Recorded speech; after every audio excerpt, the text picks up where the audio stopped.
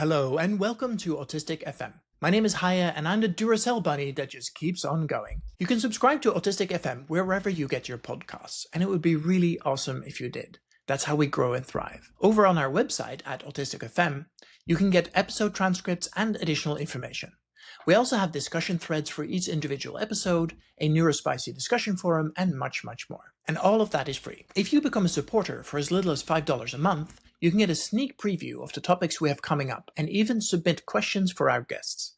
You can also add topics to our future topics wish list, and you can get access to a supporters-only discussion group. We have a bunch of additional supporter treats coming up, so please stay tuned. In this episode of the podcast, I'm joined by Makay Davis, an incredible educator with a rich background in special education and functional life skills.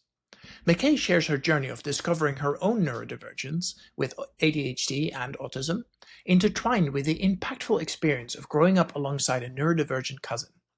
Her dedication to creating inclusive spaces for neurodivergent individuals led her from traditional classrooms to establishing a personalized business that focuses on autonomy and tangible life skills. Our conversation explores the intricate realities of neurodivergence, particularly within educational contexts.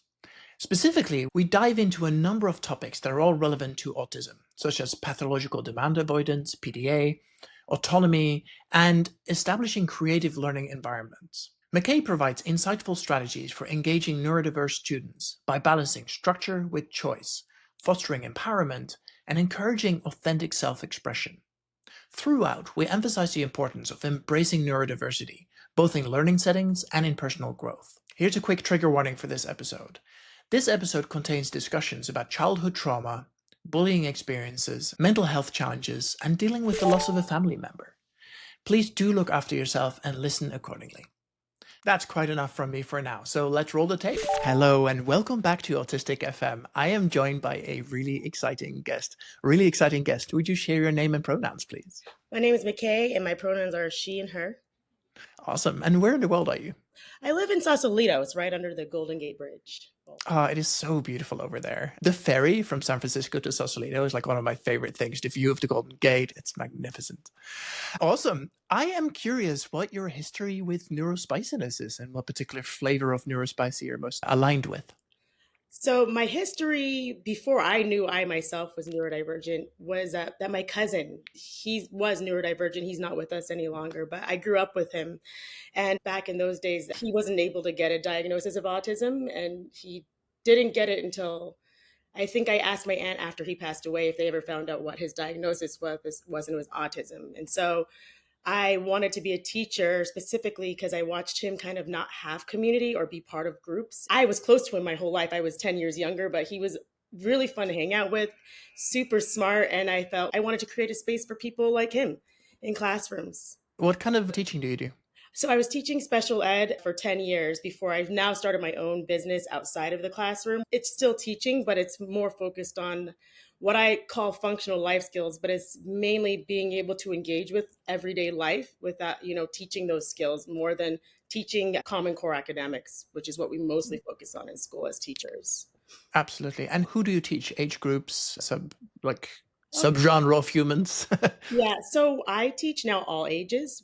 But when I first started teaching, I specifically started with middle school because when I moved to the United States, I moved around middle school and I realized I felt like that was when the heart chakra kind of closes up. And I wanted to be a teacher that helps students keep that heart open during those hard times where you kind of learn about boundaries in adulthood and not to follow the mean kid, kind of think, okay, think about a situation that felt not so great, but how can I respond in a way that's a bit more open and teach the kids that's actually a healthier way of living. So that's why I chose middle school. But yeah, I love that. For kids, older and young now too. You just said something really interesting which was follow the mean kid. And I definitely had this moment in my life at some point, I think, where I felt like I was out of control and I made a conscious choice not to become a bully. But there was definitely a moment there. I was like, hey, I could do that and I could be in control of the situation. And thank you for doing what you do. I think that's a really important, even just highlighting that this is an option that people have available to them is really beautiful. Yeah. And I'm glad I chose special ed. I did work full inclusion and as a gen ed teacher mainly, but I always wanted to be a special ed teacher. And I did notice specifically with the neurodivergent kids that it was easier to teach that idea than students that are neurotypical or wanting to fit in more, because they would take a step back and think more about how maybe it felt for them. I don't know exactly what the thought process was, but they were more open to coming to me and describing the situation and talking through things and taking decisions into their own hands, and like becoming a bully, which it's easier in middle school because it's just that time of life where kids, you can say anything mean and then all the kids are like, whoa, and it's so cool. And even though it doesn't really make sense, but because you're confident Right. with it, people follow that. So Yeah, totally. That makes so much sense. Are you diagnosed as neurodivergent, or do you identify as neurodivergent yourself? So I got my diagnosis in my master's program with ADHD. I also feel like I'm on the spectrum. I have worked with a lot of therapists, psychs, and in school backgrounds where they say, definitely you're not on the spectrum. However, I've learned enough about autism and my own journey. I feel like I am definitely both. I just grew up traveling the world. So I traveled Spain, Germany, England, and I really focused a lot on what I like to call perspective seeking. So because of all that travel, I was forced to try to understand people. Mm-hmm.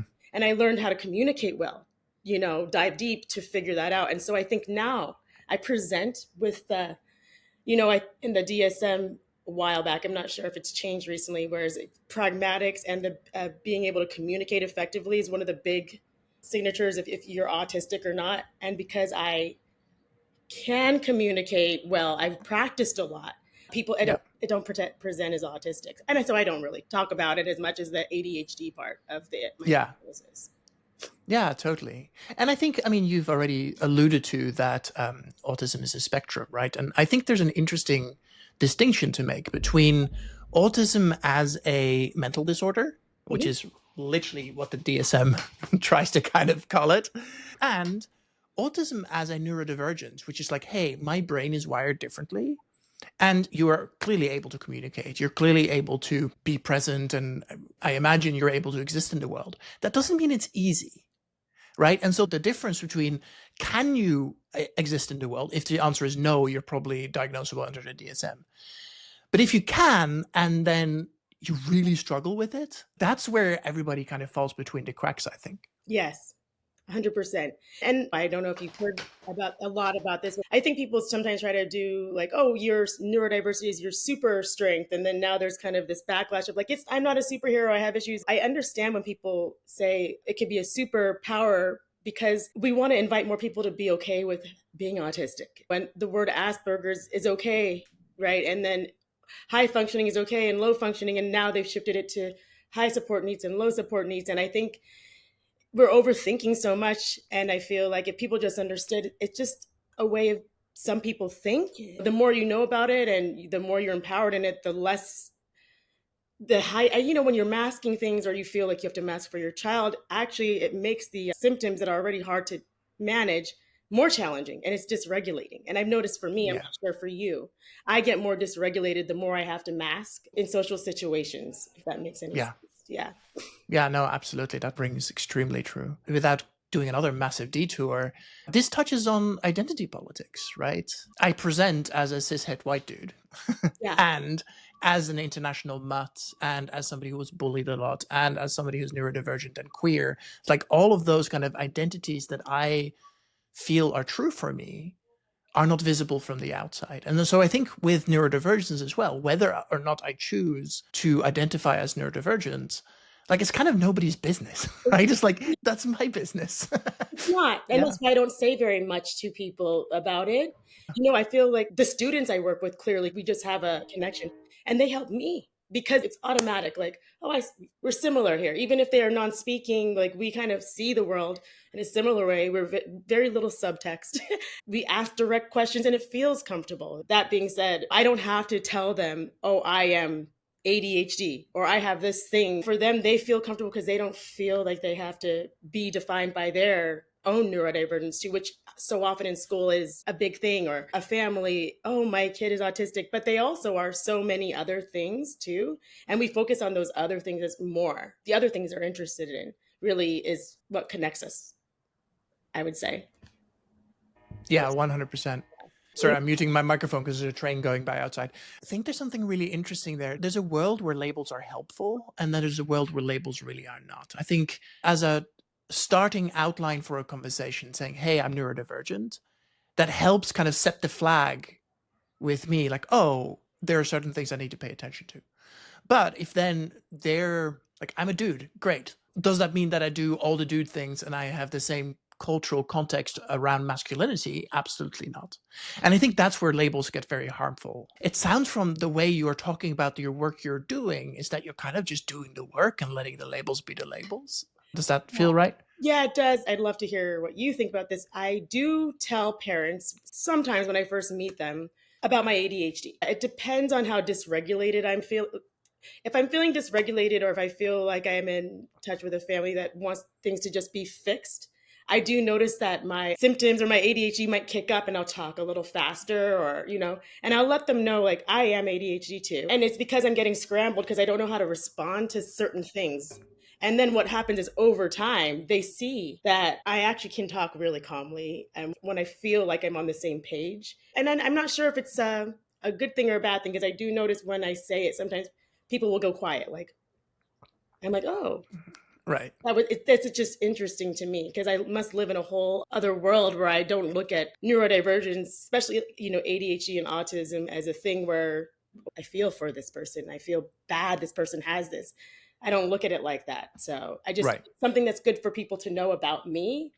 If I'm getting scrambled, that it's just because I'm thinking about a million different things right now and ideas and take it all in. I'm trying to imagine what it's like to be in the shoes of one of those parents. And I can kind of imagine two paradigms. Like one is, oh, Makay is also ADHD. She can really show huge amounts of empathy to my child. That is wonderful, right? That is one way to go. The other one is like, oh God, there's something wrong with her too. Right. And it depends on how your vision is of your kid. Like, did they come to you because they're like, hey, we want to give this kid the tools to be as fully in the world as they want to be? Or fuck it, there's something wrong with my kid. I'll send her to you. Please fix my kid. Right. And I imagine you see both, right? I do. It's really awesome when I find my name is on the PDA North America website. And so I'm working with my first person that found me that way and not just through the schools. And we have an immediate understanding about everything. We can just dive to what I'd like to say is step 3 in my process with parents, which is like, okay, we're here to empower each other.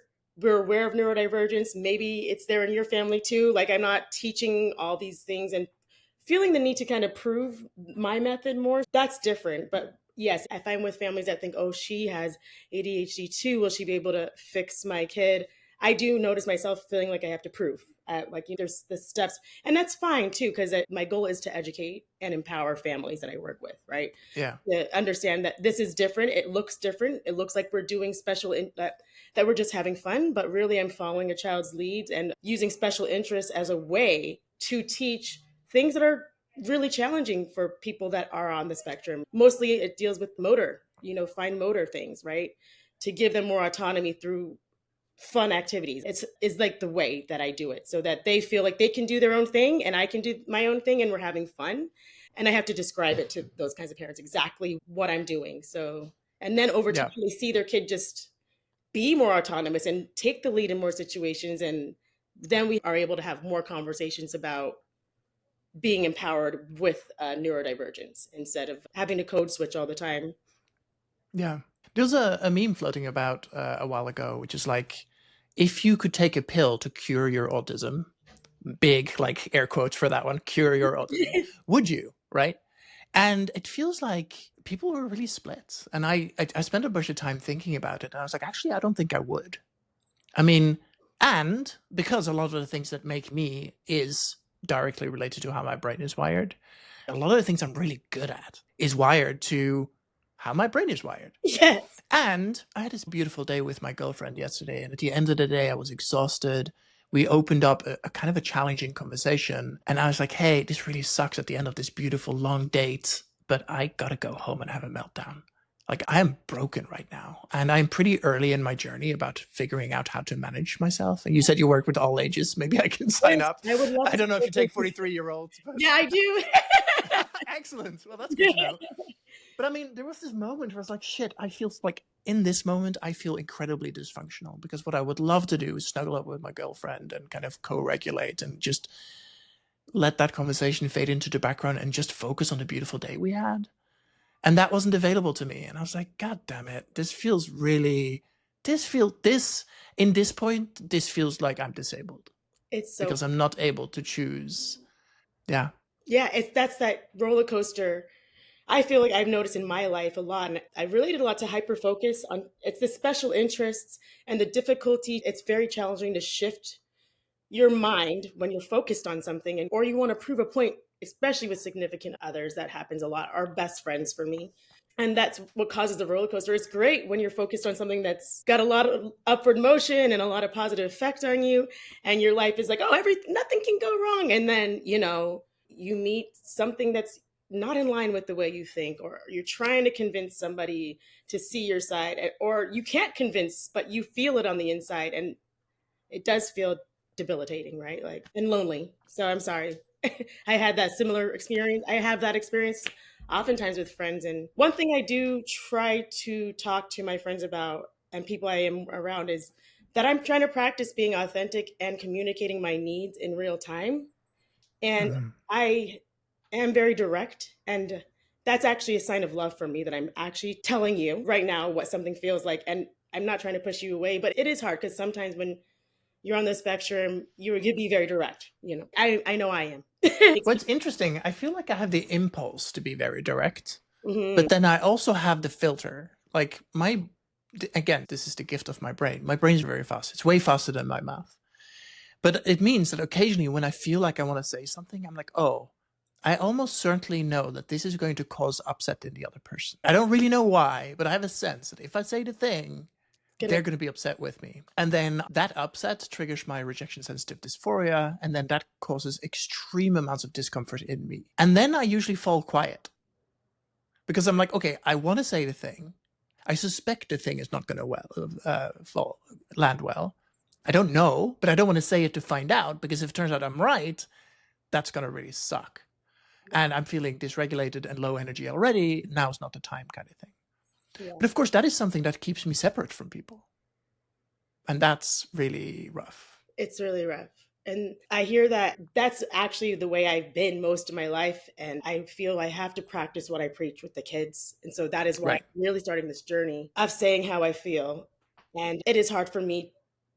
It's just challenging to sound in a way where I feel like I'm not going to push the person away. And right now I do push people away, but they always come back and they tell me, why didn't you say anything earlier? Why didn't you tell me that was a problem a year ago? And I'm like, well, I felt better about modeling what I would think would be how I wanted you to be, hey, this would be nicer. And I was trying to signal a lot of times, and I don't think it was heard. And so having restorative conversations and practicing that is definitely a big part of the practice. And knowing being the most authentic person you can be, your friends that are real will miss you in their life. And if you find the language to help them understand, rejective sensitivity and having a difficult time understanding the other person, where the other person's coming from. And when you are asking or being direct, I feel, I'm not sure if this is for you, but I want them to respond to me about how they felt.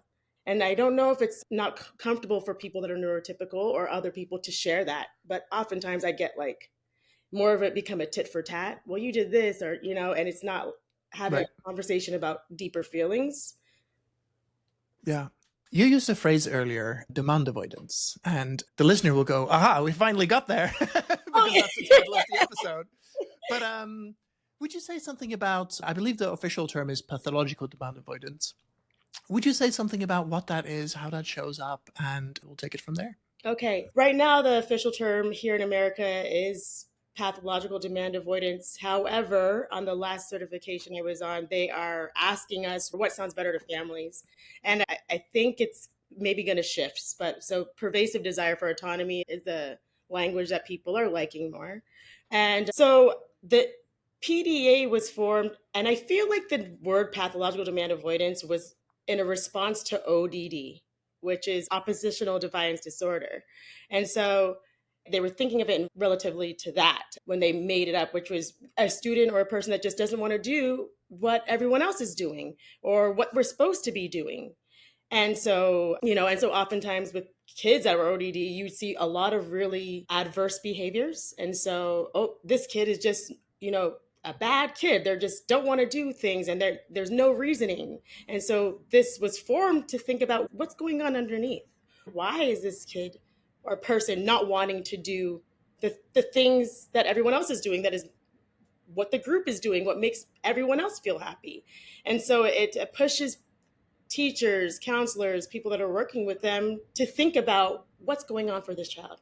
How can we help this child feel more regulated so that they can join in with the group, or speak about how they feel, or show how they feel so we can understand them better. So pervasive desire for autonomy I feel does work better, because for me, I teach it as teaching a person how to feel autonomous in a group setting, how to be autonomous in a group and have interdependence if wanted, or be independent. A person could just be acting a certain way, like yelling or being angry, because they want to get some orange juice or something simple. But like you said, with the rejection sensitivity, they're not speaking up. They feel they can't. Right. That's a really good primer. Thank you. I'm curious, when you were saying that, I had an episode of my own PDA that came up. Two pieces. One, pathological is such a terrible word because it's related to pathology and illness. Like, it's literally a symptom of something. So I really love the reframe. Thank you for sharing that. I think one of my consistent memories from being in school was, oh, you want us to sit and read quietly? I'll sit and read quietly, but I'm going to read what I want to read. And so I got in trouble for reading Anna Karenina in English in Norwegian class. And they were like, what are you doing? That's not what we're reading. I was like, look, ask me any question about the book we were meant to read. I read it weeks ago. Meanwhile, this is what I want to read. And the teacher's like, he's quiet, whatever, let's leave him alone. And that was the most caring thing that they could possibly do. That is. But in retrospect, that was definitely me being like, I've already read this book because you assigned it weeks ago and I love reading. And so, of course, I read it. I didn't read it in school. I read it at home. It took an afternoon and now I'm done with the book, kind of thing. But I was also like, look, I will read. I love reading. You tell me to read, I'll read. But I'm not going to read what you tell me to read, kind of thing. Right now. Yeah. That got me a lot of trouble in university too. But it's just one of those things where it's like, look, I understand the exercise, but I want to challenge myself. I want to make it interesting for me. And the thing you just assigned isn't interesting. I want to do interesting. And I appreciate that is one presentation. And I would love for the readers, I'm so used to being a print journalist. For the listeners, I would love to hear a couple of additional examples for how this typically shows up in kids. So let me think about, so with kids, I'll say for myself, like a simple way that I would say that it stands up in myself. I will not say when I disagree with something, but I might make a joke or like poke at a situation. When I was little, I used to just fall asleep during assignments that were not interesting to me or I could not focus on. I would let my body do that. What it shows up like a lot for students is that are young and can't express themselves well is, say we're doing a circle as a check-in or we're going to share feelings. And if the group is new, sharing feelings is deep. So a kid might just get up and run out, which they have gotten used to people following their lead. And so everyone would get up and run away with them. And then they get to run through the building and do what they want to do, right? Because they didn't have the language to say, I feel like I want to just sit over there. I want to sit this one out. Instead, that's an example of demand avoidance. That happens a lot in school. And because a kid does that all the time, it would be, oh, this kid just doesn't want to be part of the group or he's angry. And really what I realize when a kid does something like that, I'll let them go and I will look, and normally they're peering in the window. Right. Oh, did you want to go over there? Okay, fine. Come back when we're done. And you should see their face when they come back in the room. They're like, that wasn't like what normally happens. It's interesting, right? So because you respond that way, you don't see all these adverse behaviors that when a student feels forced to keep going. Another way, when a student is really not heard or feeling like they can't communicate or they have to do something, you'll see things like cursing, throwing, hitting, and it's because their needs are not getting met or they're feeling like they have to do something. And they will start to really shut down in school. They won't do any of the work because I would say in adults, I know for sure I'm PDA. I don't know if you relate to this, but if I don't feel like I'm in a collaborative approach to work or things that I'm doing, I will ask a lot of questions, or it'll be difficult for me to just fall in line with something I don't agree with. Like when you're saying all of this, like I'm thinking back to the 1990s film, The Breakfast Club, where I feel like every single person in there has some level of demand avoidance, and that's how they ended themselves in that detention. But it's an interesting lens into it, right? It's like the level of trouble you get yourself into, or I'll speak for myself, the level of trouble I got myself into for just not wanting to do the thing, or like literally just feeling discomfort. I was talking to a friend who very recently learned about demand avoidance, and they were like, look, it's really complicated, especially when it comes to brushing teeth. The world tells me I should brush my teeth. The doctors tell me I should brush. The dentist tells me I should brush my teeth. Society tells me I should brush my teeth. My parents tell me I should brush my teeth. I tell me I should brush my teeth. But the fact that there's so much pressure to brush my teeth means I don't want to, and brushing teeth is a nasty sensory experience. So those two things together. And so she was like, so now I have two toothbrushes, one hard, one soft, and two types of toothpaste, one very tasty, one very strong minty flavor, and one more muted minty flavor. And she's like, I'll give myself the choice. I'll give myself the choice. Like, nobody's telling me to brush teeth, but I get to choose this toothbrush or that toothbrush, this toothpaste or that toothpaste. Yeah. And by turning it into choices, she's able to trick her brain into not getting triggered by the PDA. And I was like, that is super smart. I have done this for years and I didn't even know it. I have an electric toothbrush and a manual toothbrush. And of course, that's a choice. I'm like, which one do I take? Oh, I guess this one this time or that one this time. Yeah. And they feel very different. And I'm like, oh, I thought this was purely about sense, but I think it's also about choice and autonomy and sovereignty. I love that you brought that up, because what I do with the students I work with is I call it a structured, unstructured approach. And I give choices throughout the day. And it feels like they have more choices, but in the end, they actually want to do what I want to do. And if we go out like for like, say, a big outing, which is, people tell me, how are you able to take 4 or 5 kids out on an outing? Well, I send an email to their families before, and I will provide like 3 options for the time of day. And I say, circle which one. And if you have a better idea, add it. So often they will not add their idea. And when I get a really good relationship with them, they might start reaching out to me directly with ideas themselves. And I'm like, okay, let's add that in. There's no demands to avoid on our outing. Oh, because they had a chance to speak up. And also we can make a shift if we need to. It is a choice. So beautiful. So simple. My girlfriend interacting with her 4-year-old does that a lot. She's like, do you want to wear the blue jacket or the red jacket? Like the implied thing is you're wearing a jacket. Like you're not leaving the house without a jacket, but you get to choose, right? Which one? And so the kid gets so focused on choosing which jacket that they forget that there's other options, such as protest wearing a jacket in the first place. And when you do it to a 4-year-old, it's like, oh yeah, this is how we trick them. Yeah. But then, oh no, I do that to myself all the time. I love that you say that, because when I realized the approach when I was working in the last school I was in, it was just a non-public school, a really awesome school for specifically autistic people. What I loved about the school is how much freedom I had, just so that I, through my day. And I figured out at that school, if I made my schedule look like an option, so it'd be like, okay, we got to check in. It can look like, I love meditation. My kids knew that I love meditation, but you want to do a dance party instead, or you want to do like something else, that's fine, your choice. And then it's like, as long as you get math and language arts done, then it doesn't have to, you could do math earlier or language arts after, and we'd have choices of what that looked like. Do you want to do math as a real world math problem? Fine, we would make up a math problem as a group. One of the kids, something funny that they do in class, and this student had 5 stuffies on their table. This student threw 3 off. How many are left? And they would write out the problems because they had a choice and it felt relatable to them. And if they didn't want to do that, you don't want to do that. Okay, then you want to do a worksheet, you want to be by yourself, that's fine. You need some space. And then language arts, it's same thing. Did you want to learn about this or this? And because they had more choice, there was a lot of buy-in and they understood what the structure was, right? I teach a lot. This is the structure, but we have a lot of choices in that structure. And once we get really good with the structure, let's shift it up. And that's where the group consensus comes in, right? So I'm autonomous, I have choice. And one of my choices is to do something without the group. But if we want to shift the major structure, let's figure it out as a group. It works really well.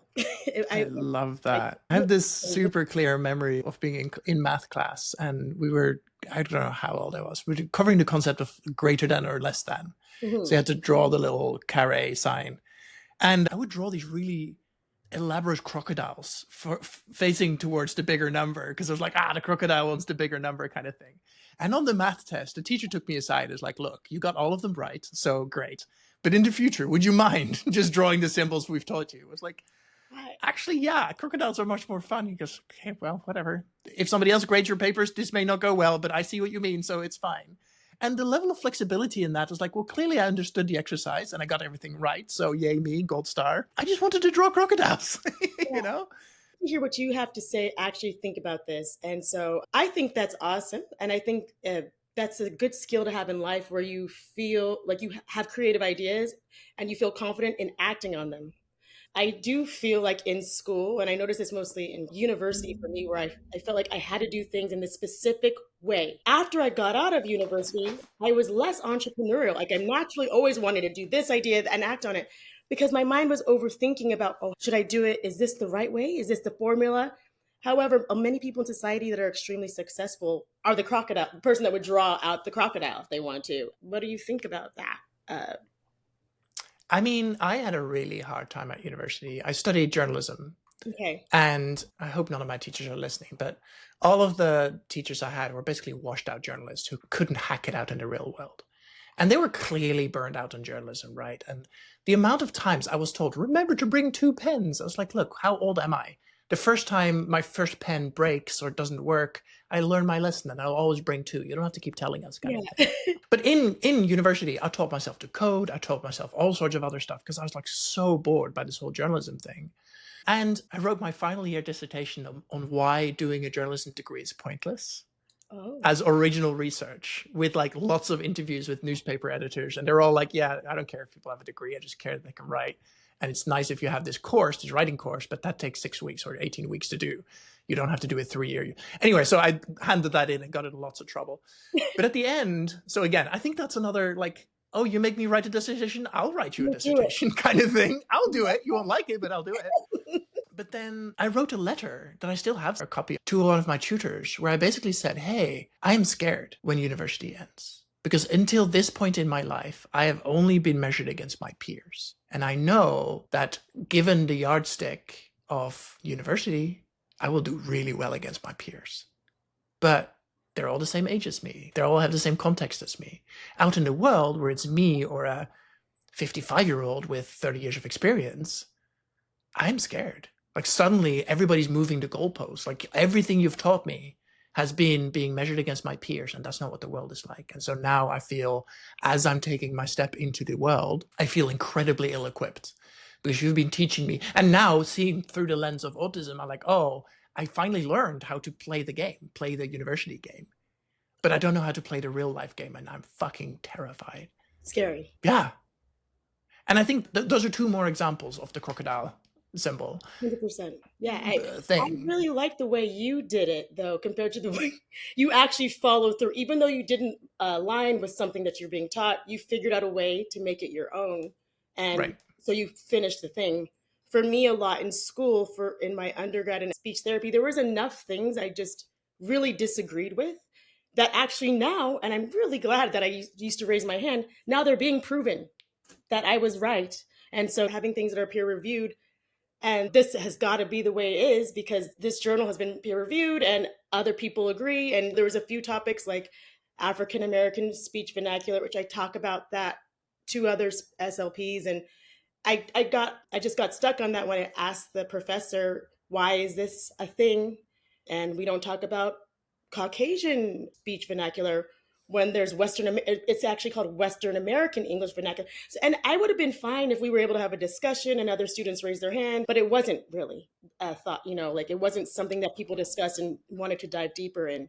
There was other things that I didn't. Can we pause for a second? Yeah. It feels like you just labeled the thing, but you didn't explain the thing. I'm super curious about what the thing was that you felt uncomfortable about, if you're comfortable talking about it. I feel that I was uncomfortable talking about it. For me specifically, is because one side of my family is African American, and they don't actually do any of these processes. Like one of the processes is called, it starts with an M, metathesis. It's where so the word ask, instead of saying ask, you put the S before the K, so it says acts, right? And so I do understand not all African American people do that, but some people do. What was frustrating for me was, isn't that just called cultural competence to me? And I feel it in my body now. And I do feel that's a PDA thing that I would want to cry because it Right. does. And I don't agree with it. And I feel like I just like my voice to be heard. And I didn't feel like it was her, right? Let's hear this person out, dive deeper into it. And so that was what was hard for me, right? Because I am Black. I am from Africa, but I don't do this. And I do understand the reason. It's for people that don't understand, maybe African American people from a certain area, to help them to be more successful in clinic, right? This is not a pathological speech problem. It's just a way that this person speaks. I do Mhm. understand that. The language was weird, funny for me. So that's why I got pushed. In my body, I couldn't continue down that road, right? Physically. And the thing you were protesting was trying to teach people not to use those vernacular isms. I don't know what the right word is. Yeah, I think the thing I'm protesting, especially when it comes at fields where we're not fully clear on things, is dive deeper, being open to hearing more, right? If you have to put it in a textbook, like that's fine, but we should actually have more information of exactly what's going on, why we're doing it for students, and Right. maybe shifting the term later once we having, an intellectual discussion about it, right? Another thing, for example, when I was learning in the neuroscience class, they said that neuroplasticity stops at age 7. And now we know that it doesn't. Clearly not true. Yeah. But when I was there, and I knew for me internally because of all the travel I did it as a kid, and I knew that I was still learning a lot of things now because of being a third culture kid. I have to learn culture everywhere I go, and I do it. So I said, that's definitely not true because I'm doing it. And I mean, I see you. yeah, and a lot of autistic people, that's something I read recently, that their brain is developing a lot later in years. It didn't align with me, and the fact that, again, I couldn't have a discussion about it, that was frustrating.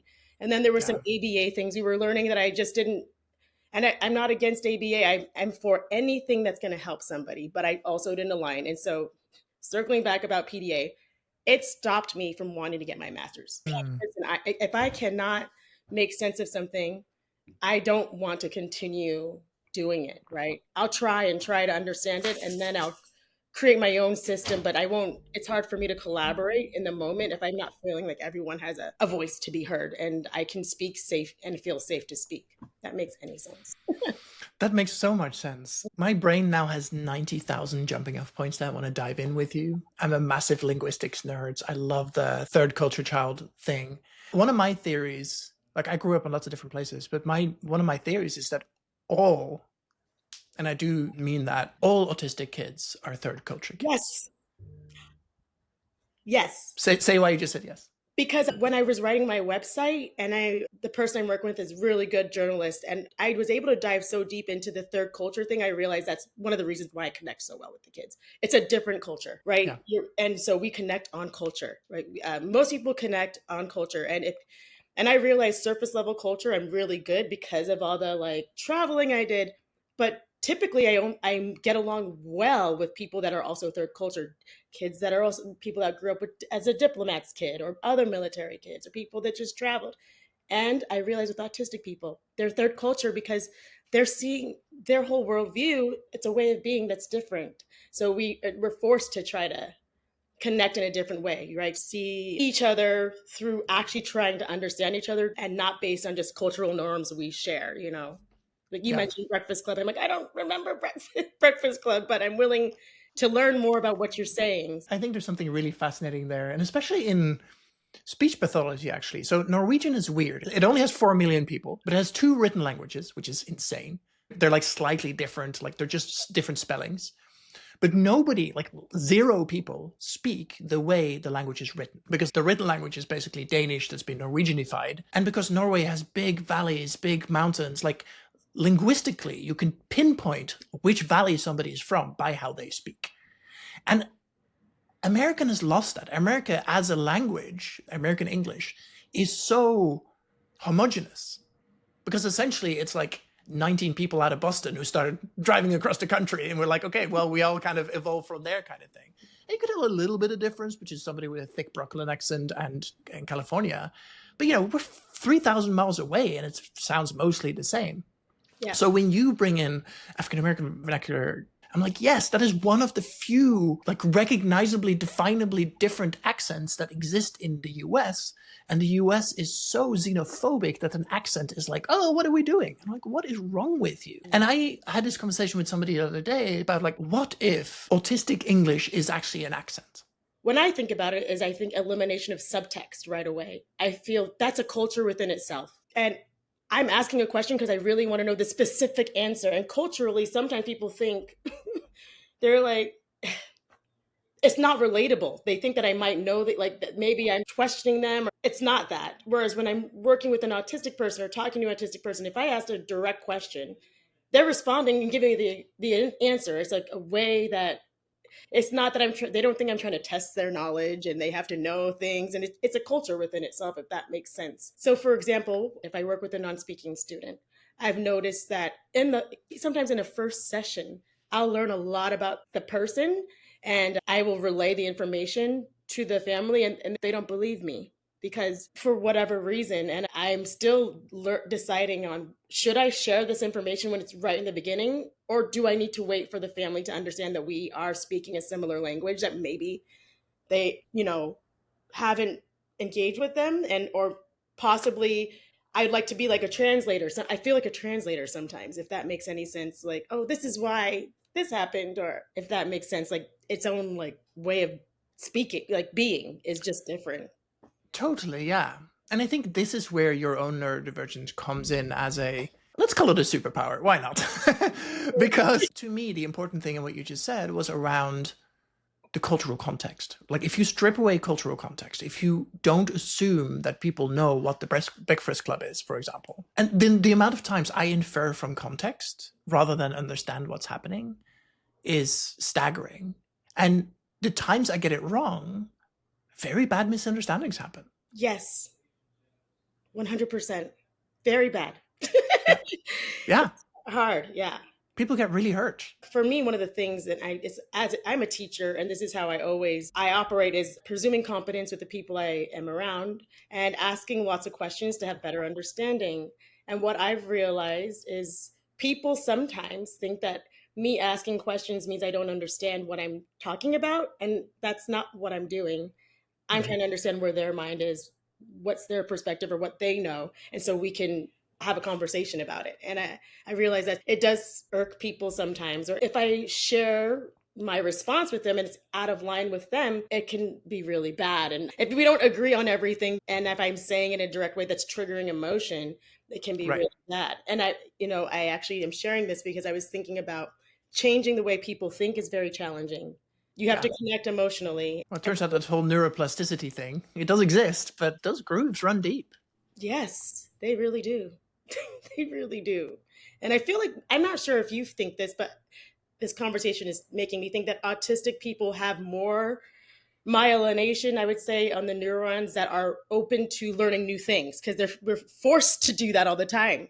And so learning something new, if it works and aligns with something, we see that there's some positive there that it can help, we're more open to it than people that have those grooves that run deep and it's not what they think to be correct or in line with their values. So a bit of a challenge. I think it speaks to like mental cliches and stereotypes. It's like if I walk into a bar, it is overwhelming because there's new sounds, there's new light, there's lots of different social interactions going on. They're kind of speaking loudly to each other. Are they angry? Am I about to get attacked? Like, right. Mm-hmm. But if you have a set of mental cliches where you can go, okay, bar, this is normal sound, these are normal lights, they're probably looking after themselves. Great, I'm safe here. I feel like for me, I just don't have a lot of those mental cliches. And I've gotten myself into real trouble in the past where I don't tend to be particularly prejudiced. I've met lots of people who look like that or have that job or have this gender presentation or have this, but that doesn't mean I know anything else about them, right? So the extrapolation isn't as true for me, is what I perceive, as for many other people. And so I have a very close, dear friend of mine who is a Black trans man. And obviously there's a lot of things that he has had to endure and figure out and do by virtue of race and gender presentation. Mm-hmm. But we've had some really beautiful conversations about where I'm like, look, you're just a dude to me. Like there's no, like that doesn't exist to me. And I'm very confused how that could be. I'm finding it very hard to imagine what not that would be. And that was kind of an unlock for me because it's like, oh, your lived experience of people who know that you used to be living as and presenting as a woman, like that doesn't compute for them. And for me, I'm like, whatever, right? It was that, now it's this. Great, Yeah. let's move on kind of thing. Easy for you to understand. And that is exhausting because it means that you're deducing everything from first principles every single time. Yes. Oh, I've never thought about it like that. Or I probably have, but just not in so well said. 100%. And I think that's why it's tiring to be like, this is why I get overwhelmed when I'm out in the world. Like a tree isn't just a tree. A tree is an infinite number of leaves and branches and all that kind of stuff. It doesn't get stored away as tree. It gets stored away as like, oh my God, this is an overwhelming and beautiful sensory experience. But there's 5,000 of them and I have to walk past them on the way to the coffee shop kind of thing. This actually relates a lot with PDA in autism.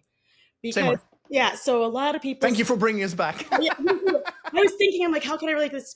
So a lot of people think that autistic people need this strict schedule in order to be having like in their day. And the schedule is there to support. So like you said, going to a bar, there's these lights, there's these things. And the schedule is there to help self-soothe, really. Like that, all these things that might come up, I know what I'm supposed to do, right? And I don't have to avoid this task. But really the PDA comes in because of what you're saying, feeling like not in control of the environment and anything could happen. And when you feel like you can't communicate your needs or that you don't have a say in the schedule, you will be more dysregulated because you're worried about all these things that could happen. For me, what I've noticed is if I teach that there's this schedule, there's this structure, we can shift it around.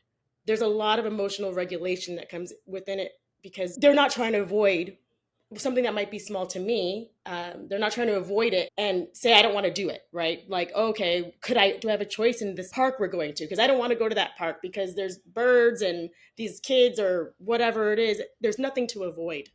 There's less to avoid, I would say. So you see less PDA in that. If that makes any, I'm not sure if that's really clear. But well, I think it does. Like, let me kind of put that back to you as an example. I have incredibly tight schedules, and my demand avoidance hates that schedule because now the schedule is telling me what to do, right? And so normally I'm able to stick to my calendar. Like this interview we're doing was on my calendar. I was like, oh, okay, I'll show up to that because I made this commitment and I'm excited about talking to you. I'm excited about this podcast. Fine, I'll show up to that commitment. And the rest of my day is pretty tightly scheduled. But I am 90% sure that I'm so excited about this interview that I'm going to spend the rest of my day in my audio editing software editing this episode. Which means that the rest of my day falls apart, right? And the demand on me is do your laundry, process something that happened the other day, deal with a thing. What I want to do is relive this interview, and is it really as good as I think it's going? Like this feels really good to me and I want to listen back to it. I want to edit it. I want to put it out into the world. And I'm like, damn it, the next episodes are going out in March, so this is going to take forever before it gets to people. But all of this is alive for me. But the way that this demand avoidance shows up is like, okay, cool, I made my schedule, but I really don't want to do my schedule. Does that reflect what you were just saying? 100%. 100%. And I don't know if this has worked for you, but I feel like I'm a community oriented person. I like to be around people. It does help my schedule if I have to show up with people or for somebody, right. Even with the kids. And I'll let you know, I'm kind of going somewhere else, but it's similar. The same thing for the kids. A lot of people might think some autistic people don't want to be around others because maybe they're non-speaking or they just do their own thing. I've noticed it with the kids too. We have a schedule. Oh, is our other friend coming? This person coming? Oh, I just want to do my iPad time. But you know what? I want to meet up with you guys. And I feel like it does help my demand avoidance if I have to show up and meet somebody or, and I'm, right. For example, me coming to our conversation today, I was a little nervous. Oh, it's a new person. Oh, I could do this other thing.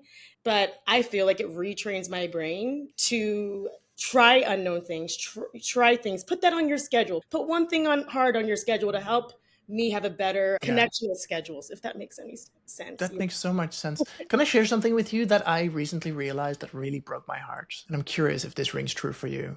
I realize it's very hard to let other people down and it's very easy to let myself down.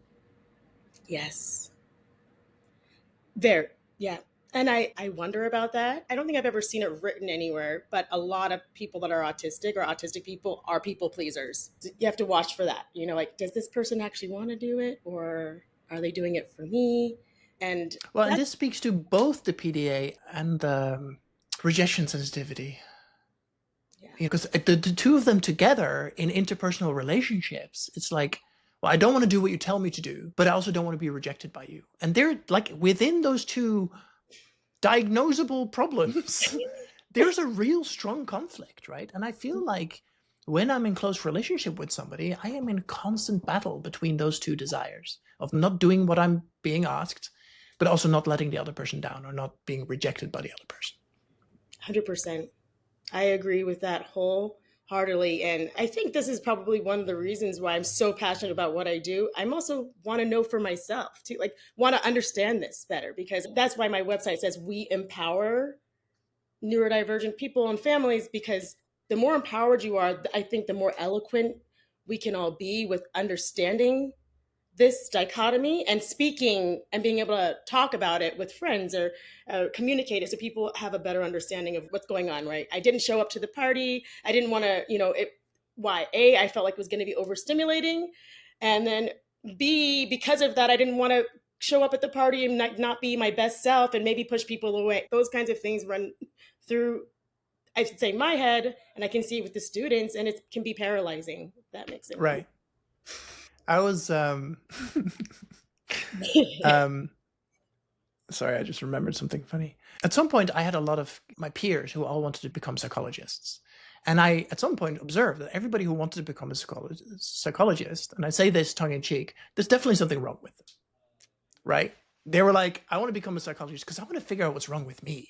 And then maybe I can help other people. And for a while there, I'm still in the market for a psychologist because I'm like, hey, or a therapist rather, where I'm like, I just want somebody who is neuro-affirming, somebody who understands. So I don't have to keep explaining what it is to be me. And so we can work with the stuff I want to work on rather than me spending $200 an hour explaining to you stuff you should be knowing, right? But anyway, so I went through this was a very bad idea, but I scheduled a day of like 4 different therapists that I was trying to kind of interview. And with the 4th one, I was clearly burnt out and done with the whole thing. But she came on the call and I was like, so what's wrong with you? And she was like, excuse me? I was like, well, I feel like all therapists became therapists because there's something wrong with you, with them. What's wrong with you? And she was like, that's a little rude. I was like, oh yeah. Well, so I'm autistic. And I'm sorry, that was definitely the wrong thing to say. And actually, that was one of the best conversations I had that day. And I was like, oh, shit. Like just me showing up, like burnt out, tired, exhausted. And just like the filter was off. And, I didn't end up working with this person because I knew nothing about autism, which was very frustrating. But I was also like, oh, we skipped all the small talk. We went straight to the big talk. And she shared, I had a huge childhood challenge with some stuff. And, I'm a therapist. I'm not going to talk to you about them. But thank you for asking. And I was like, thank you for that boundary. And so immediately she was modeling some really important stuff. And I was like, okay. Yes. Into it. I relate to you on the therapy thing. I've gone to many different therapists and I've realized I feel like I'm teaching, like, oh, there's this and that. And then therapists will be like, considering everything that you've gone through, you're doing great and everything's great. And I'm like, I don't need you to tell me that. I'm here because I'm not doing great. I'm not giving you lots of money for fun. Like, this is not how that works. Yeah. I had another person who I really respect who said to me, it's like, oh, you're doing so well at not seeming autistic. I was like, oh. Thanks, my masks are working, but I'm trying to unmask. I'm trying to get rid of that. So me seeming unautistic means I've failed. And I went back to her later and I was like, hey, so what does that mean to you? She's like, oh, well. And it turns out, of course, her vision of autism was somebody banging their head against the wall. It's like, okay, well, that's different. That is stimming. That is self-harming stimming. I try not to do that. Occasionally it happens. But I had somebody recently saying, oh, you need to have a meltdown? Could you have a meltdown in the car? I was like, not if I don't want to get arrested. Right. Like if I sit there and scream and shout and cry, like somebody's going to call social services or the police. This is not acceptable behavior in public, even if I'm in a parked car. Yeah. Like, no, I can't have a meltdown in a car. I can't explain that to somebody who doesn't, but I have to, right? If this is somebody I care about, I have to explain why I can't have a meltdown in a car. Yeah. But I can't do that just as I'm about to have a meltdown. You have to just kind of describe the story behind it so people understand what's actually going on, because A lot of, especially women that are autistic, they're bipolar or you're borderline personality. And I'm like, these are, maybe those are traits that show up, but it's because people aren't able to be themselves or feel like you're conforming, and then you're bursting. And two things: I predict that there will be a lot more psychs that are focusing on autism soon in the future, Yep. ADHD, really focusing on that. And I'm not sure if you already do this, but I'm really into just like before, say you're not finding that therapist, but having a community, like a circle, a weekly consistent group where we can just share experiences, and then just having a shared experience and being able to communicate, and it's helpful to just making people feel better. And I'm wondering, do you do something like that? You meet with so many people. You want to. We should do something like that. I really want to. I don't know where to start looking for it. I've had this conversation with people a few times, and can I tell you something that's really unkind about myself? Okay, yeah. I'm really impatient with other autistic folks. Oh. Really impatient with other autistic folks. Mostly because I see traits that I have spent so much time and effort working on / maybe masking. And I just find it frustrating in others. Like the things I'm most excited. The things that frustrate me the most are the things that I have spent the hardest time correcting. Yes. And so when I see it in others, I'm like, oh, for fuck's sake. And I'm maybe a little activated because I remember that was where I was, right? And so I think the thought of having a circle of other fellow autists who I can check in with, like I have a regular call with a group, but honestly, I've shown up twice. They annoy the shit out of me. Because I'm like, but it makes me feel really unkind. And then I get hard on myself where I'm like, well, these are my people. I should, like there's a should in there. I feel like finding your people within people, you have a right to not like every autistic person. And Eckhart totally talks about it, where it's like something that really triggers you and your outside world is something that you either feel in yourself or maybe have not fully accepted. And that's fine. It's amazing that you're able to speak to that, because you just made me think I do the same thing. I'm very different with adults than I am with kids, because there's so many things that I've worked on and I get triggered when that's not noticed, I don't know how to describe it. So I think that it's pretty powerful that you're able to name it, but like the feeling that you're having. Yeah. Well, and it's interesting because this is the first time I've named it, and it feels safe to name it to you because we're having a one-to-one conversation, but there's also a podcast mic in my face. So this is going to go out to lots of people, and I'm feeling a little self-conscious about this now. And I think it's my truth. I will keep it in the podcast. And at the same time, I'm like, I would never tell them that. I would never tell them, hey, I'm not going to come back to this group because you all annoy me. I think you're going into something around your rejection sensitivity. Maybe they would actually like to know that and want to know what it is that is bothering, and that's an area to grow. An area of growth. People might not even be aware of the things that they're doing that might be, like, oh, I didn't realize that bothered you. I didn't know that about myself. If I'm not sure what kind of groups you're in, but yeah, no, that's a really good reflection. Thank you. Do you have a support network of fellow neurospicy humans? I realize that anyone that I'm really close to now probably have some neurospice in them, if we're really close. And I decided to start something, but I called it a girls group. And it was right after my mother passed away last year or the year before. And we were meeting every week. And so that was really nice just to have that space. But I would like to form something that's more for, we are aware that we're neurospicy. It doesn't have to be the whole topic of the conversation, but just that awareness of that and a circle and like just talking about things during the week. Like I missed all these appointments, or I forgot to write this appointment down, or somebody was talking and I lost my train of thought because I wanted to talk about something else. I had this really sweet interaction with somebody last week who was like, oh my God, I'm so sorry. I'm late to the podcast. I'm so sorry. I'll can we reschedule? And it's next week. You're a week early. And they're like, oh, that's embarrassing. I was like, yeah, but I hear you. You're showing exactly what happens in our brains. It's like, we file away. Oh, on Tuesday at this time, we have the thing. It's like, well, yeah, but not this Tuesday. And it's right. So I'm rather you be a week early than a week late, but I'm sorry you're really stressed out about it, right? That's awesome. Yeah. And it was a really sweet interaction where I was like, hey, I get it. I have shown up at meetings like dripping with sweat because I ran, and it turns out the meeting was 12:30. So I was like 29 minutes early rather than 1 minute late. But I spent the next 29 minutes trying to calm my breath and trying to get easy again. And they're like, are you okay? It's like, yeah, I ran here. It's like, yeah, but you've been in a waiting room for half an hour. It's like, I know, it's complicated. The whole thing, you don't know. It's so funny. Please don't ask. Any like serious appointments, I don't even really need to check my calendar every day because it's all in my working. And that must be a lot of work for my brain that I think about like my schedule, my calendar, how I want to show up to this meeting constantly. And so, yeah. And then oftentimes I might show up a week early, or if somebody shifts something that I consistently normally do, I'll show up. Oh, I forgot that you were going on vacation this week. I've shown up at a family's house and I was ringing the doorbell and I get a phone call. Oh, we see you on our ring, Makay. I'm like, oh, remember we're in Tahoe. Let me in, right? Oh, I would just come in to check on the house. Yeah. Yep. Very relatable. Yeah. Well, and it's lovely that we can laugh about all these things, but in aggregate, that shit's exhausting. Exhausting. Like if your mind is constantly running through your calendar, it's like, oh, 4:00, 4:00. Don't forget to think at 4:00. Don't forget to think at 4:00. And then 4:05, you're like, that happens to me more often than I care to admit.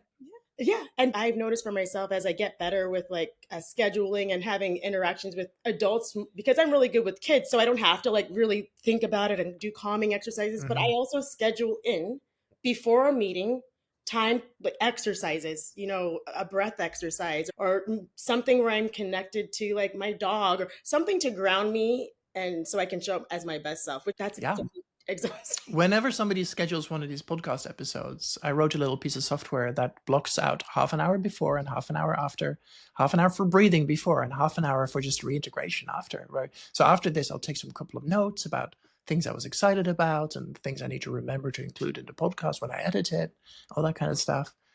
And yeah, I solved it with technology. But that is so important for me because otherwise it won't happen. Yeah, I have to do that. I'm saying I have to do the thing right after. Otherwise, if I think it's a PDA thing, right? If it's not interesting to me a week later, I'm like, yeah, I have to edit this episode. I had that actually the other day, which I shouldn't say because that's the episode that went out today, but I struggled to edit it. I was like, because I remember we had some technical difficulties and I realized I would probably miss parts of the episode, which I did. I had to kind of come up with a way of dealing with the parts of the recording that didn't work out so well. And I was really dreading it because I've built all these systems for making this editing process efficient for me, but the system breaks down if the recording is bad. Or the system breaks down if something happens to this recording and we have to pause and restart. Like then my system breaks down. And I'm like, well, and it's not like I don't have a robust enough system on the one hand, but on the other hand, I built all these systems because otherwise, again, I have to go to first principles. I have to remember how to edit a podcast. I have a broadcast journalism degree. I should be able to do this. But that's, again, I think this is just neurospiciness in action. You're making me think of so many things, but I feel like it's for another podcast. We'll have to have you come back, but tell me what came up. What I think about a lot is one of the reasons why I focus on what I do which is the functional life skills, is I'm teaching kids to create their own systems that work for them. So doing what a lot of neurotypical or low support needs people do easier to do. So they're going to want to do it, right? Like if they know how to open their own door, and it's things that we take for granted because, so someone doesn't have to open the door for them or get their notebook out. And I learn what works for the kid. And then we learn together, and I teach how to get those things done quickly. So your mind, your prefrontal cortex, just open for more problem solving or learning interesting things or just having more fun with it than being so stressed out about, oh, I got to do this. I got to do this. So yeah, creating a system. And so you can be effective. That's how I get through all my daily life. I have my systems, they're down, boom. When you have to do something new or going back to something that you had to do in the past, and it's just like, you don't have an easy system that you created. It takes a lot of energy out of me. And what's common is the perfectionism thing I've noticed with lots of people with ADHD. Yeah. I'm doing things like 10 times more than I need to be doing when I don't know exactly how. I don't have a system for it, which is, exhausting. One of my most life-improving life hacks has been to really meditate on the mantra, good enough is good enough. Good enough is good enough. Good enough is good enough. When I was going to buy a podcasting microphone, I would read every review. I would read everything. I would super over-research. But then one review said one thing, and the other one kind of contradicted it slightly. Oh, now I have to read 10 more reviews. Yep. And I realized spending 3 days on reviewing a podcast microphone wasn't enjoyable for me. I was like, oh God, I'm cornering myself into what if I made the wrong choice? And then when I buy the damn thing, it arrives. I'm like, oh, what if there's something better out there? And at some point I was like, well, actually, yes, I want a good podcasting microphone, but I bet 99% of all the high-end microphones out there that are made for podcasting are good enough for me. And so read one review from a source you trust the source, buy that microphone, takes 5 minutes. And if it turns out you're wrong and it isn't great, well, that sucked. That was $200 wasted, but then read some more reviews and figure it out. 99% of the time, it turns out that first choice was the right choice, or good enough. Good enough. Good enough is good enough. And I'm like, and sometimes my standard of good enough isn't other people's standard of good enough. And then they're like, look, what the hell are you doing? But it turns out I'm wired in such a way that most of the time my good enough is somebody else's perfect. Yeah. And then I'm like, okay, great. Like, we're on the same wavelength here. I did something that was like, I think this is possible work. And they're like, yeah, this is all I needed. Great. Saves me 3 days worth of stress and hassle. And where that comes up short is when I do brand new things. And that's where that gets really challenging. Like doing things that are like emotionally complicated, where I just don't have the cultural context. I don't have the interpersonal context. I don't know how to do it. And this is particularly challenging. Like, I've learned a lot of what I know about social interactions from TV and stuff. And of course, they're all dramas. Yes. So you're learning drama. Like, wait, I don't want drama. Yeah. I want peaceful. I want lovely. I want wholesome.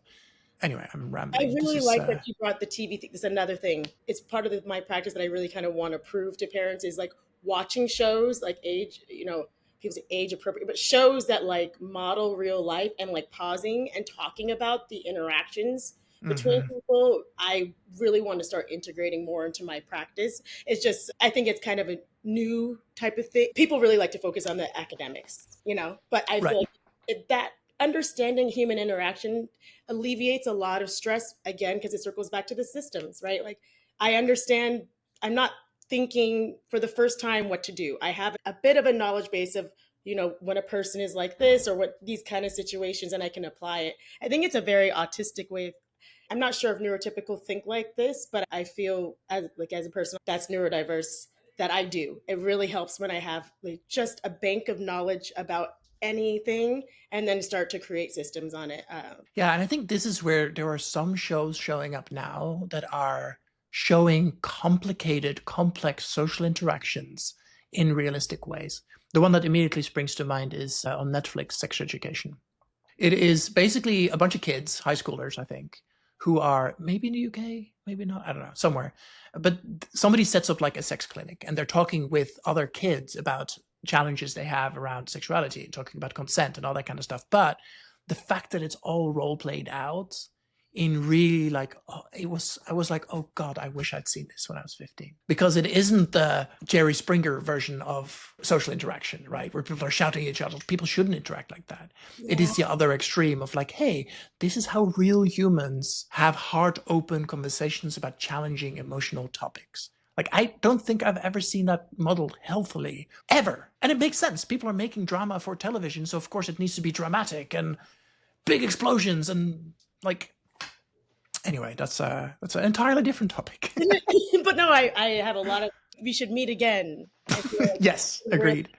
Really good talking. I have two questions that I love to end these interviews on, if you don't mind. And the first one is, what do you wish neurotypical people knew about neurodivergent folks?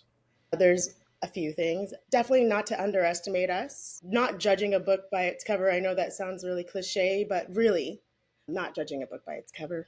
Asking questions to understand, if possible. Yeah, those two are the things. And just compassion and kindness. We all have different lived experiences. Thank you. And my final question is, could you share a time where you were seen and loved in exactly the right way for you? I would say the best times I've had were music festivals, art festivals, because I felt like it just gave me a permission to just be the full expression of myself without and which I love dancing and having fun, and I'm an artist. So I'm just myself. And I feel I'm meeting a bunch of people and I'm just my most authentic self. So I really liked those times. I love that. Okay. Thank you so much for coming on the podcast. This was an absolutely delightful conversation. Same. I really am so glad that we talked. Thank you so much for listening to today's episode of the podcast. It was wonderful to dive into the world of neurodiversity and education with Makay. You can find us on TikTok at Autistic FM, on Instagram at autistic_FM, and on the web at autistic.fm. This podcast is produced and hosted by me, Haje Kamps. It's been a delight to have you with me, and here's a fact that delights me. Did you know that on Venus, a single day lasts longer than an entire year? It's such a fascinating point of space trivia. Venus takes about 243 Earth days to complete one rotation on its axis, but it orbits the Sun in only 225 Earth days. It's like living in a place where you could have a birthday before the next sunrise. It's such a strange phenomenon, but it's because of Venus's incredibly slow spin that's also in retrograde. And the retrograde here means that it rotates in the opposite direction as most other planets. Scientists are still unraveling the mysteries behind Venus's curious day length, but some believe that it's related to the powerful atmospheric forces and the tidal influences from the sun. Whatever the cause, I absolutely love this stuff. So if you ever find yourself daydreaming about feeling younger, just imagine. Thank you again for listening, and I look forward to our next exploration together.